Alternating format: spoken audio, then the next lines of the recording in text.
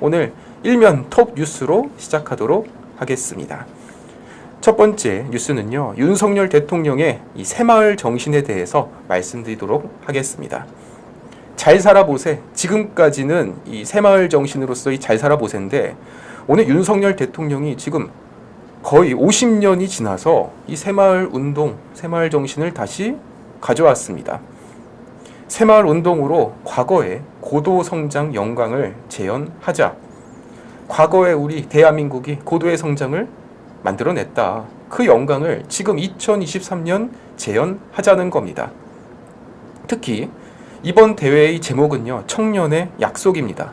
그러니까 단순히 그 50년 전에 그 당시 새마을운동의 주역분들을 기리는 것에서 그치는 게 아니라 결국 그 정신을 지금 청년들도 똑같이 마음을 갖고서 결국 기성세대 그리고 청년세대가 한 마음으로써 새마을 정신 갖겠다는 거예요.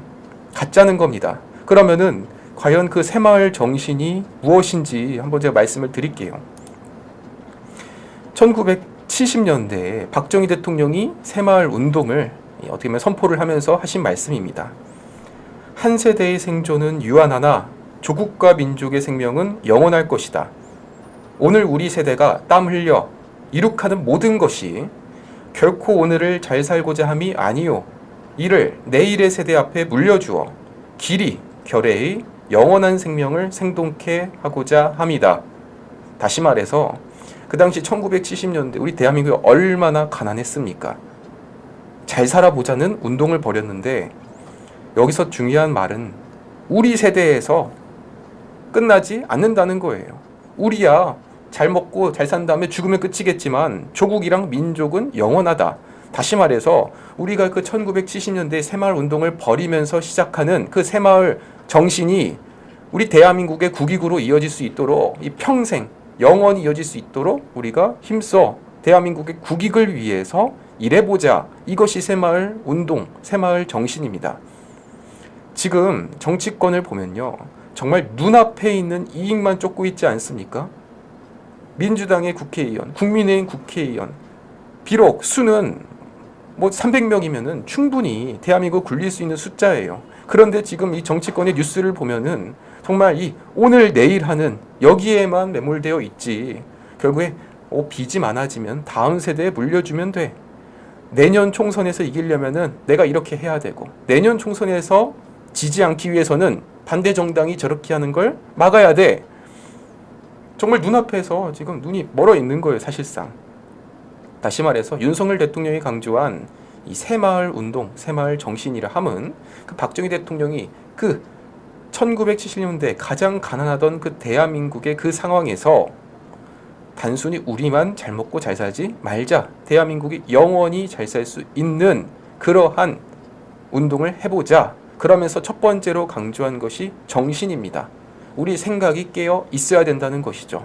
그렇기 때문에 50년이 지나서 지금 2023년 여기 계신 시청자분들과 저희는요, 정말로 등 따숩고 배부르게 이렇게 먹고 잘 살 수 있는 거 아니겠습니까?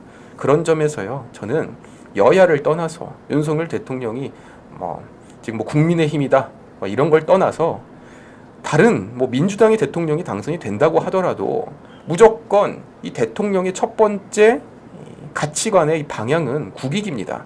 대한민국이 잘 먹고 잘 살 수 있는 것.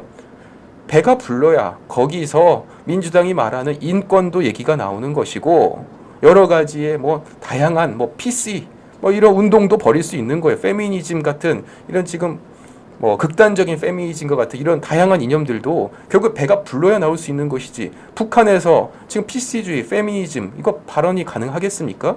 그만큼 지금 민주당이 말하고 있는 인권이 가능한 그 토대마저도 박정희 대통령이 이거를 마련을 해놨다는 것이죠. 그런 점에서 오늘의 이 첫 번째 톱 뉴스로서 이 윤석열 대통령의 새마을 정신, 여기 계시는 아시아투데이 시청자분들께서도 많은 참 이 가슴으로서 느끼고, 우리가 단순히 내가 잘 먹고 잘 사는 게 아니라 정말 밉더라도, 내가 지지하지 않는 저 국회의원들이 너무나 밉다고 하더라도 우리 후손들을 위해서 우리가 오늘 이 순간에도 일하고 돈을 벌고 있는 것이 아니겠습니까? 예, 시청자 여러분들 참 많이 오셨는데요.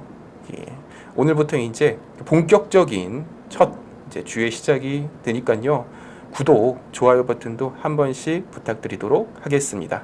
감사합니다. 오늘 아시아투데이의 사설을 제가 좀 준비를 해봤습니다. 파업 부추기는 노란 봉투법, 거부권 행사가 답이다. 지금 민주당에서는 결국 끝까지 추진하겠다는 것이 바로 노란 봉투법과 언론 3법인데요. 그 중에서 이 노란 봉투법의 실체를 밝히는 사설입니다. 노란 봉투법이 민주당의 입법 폭주로 국회에서 통과된 지 이틀 만에 한국노총과 민주노총이 법안을 즉각 공포 시행하라며 대규모 시위를 했다. 지난 주말에 벌어졌었죠. 정부와 재계가 노란 봉투법이 산업 현장의 파업을 부추길 것으로 우려했는데 우려가 현실이 된 것이다. 윤석열 대통령이 거부권을 행사하는 수밖에 다른 방도가 없다. 토요일 집회에서는 한국노총이 여의도에서, 민주노총은 서대문 세종대로 구간에서 노동자 대회를 열고 윤석열 정권 심판, 노조법, 개정 거부권 거부 등을 외쳐댔다. 이들은요, 노동자를 죽음으로 내몰았던 손해배상, 가압류 폭탄을 막을 노조법 개정안은 반드시 공포되어야 한다고 주장을 했다. 경찰이 10,000명이 배치됐다고 해요. 노란봉투법의 핵심은 노조가 파업으로 회사 측에 손해를 끼쳤음에도 손해배상 청구를 제한하는 것은 말이 안 된다. 그 손해배상 청구액의 99.6%가 민주노총 상대라고 하는데 그 손해배상 청구를 제한한다는 거예요. 그러니까 예를 들어서 쌍용 자동차에서 파업을 했고 그로 인해서 수백억의 이런 피해 금액이 발생했잖아요. 법원에서 그 노조원들 보고선 배상하라고 했는데 그 노조원들이 우리 낼 돈 없다라고 하니까 그런 이제 각종 지휘층에서 노란 봉투에다 돈을 담아가지고 준 것이 이제 노란 봉투의 시초입니다.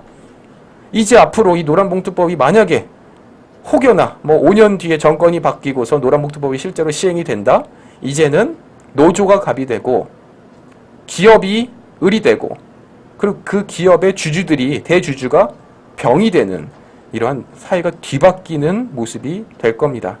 우리가 이것을 막기 위해서 이번에 어떻게 보면 윤석열 대통령의 거부권은 피할 수 없는 이런 길이라고 생각이 됩니다. 여기에 대해서 많은 또 다른 이제 언론에서는요 비판이 따라올 거예요. 국회 이 법을 대통령이 또 거부권으로서 막았다. 상권 분립이 훼손됐다. 이러한 또 비판이 예상이 되는데요. 여기 계신 아시아투데이 시청자분들께서는요 끝까지 이런 적어도 다른 것은 몰라도요 이 노란 봉투법만큼은 절대 일말의 여지가 없이 무조건 함께 동참해서 이런 무리한 입법을 막아주셨으면 좋겠습니다.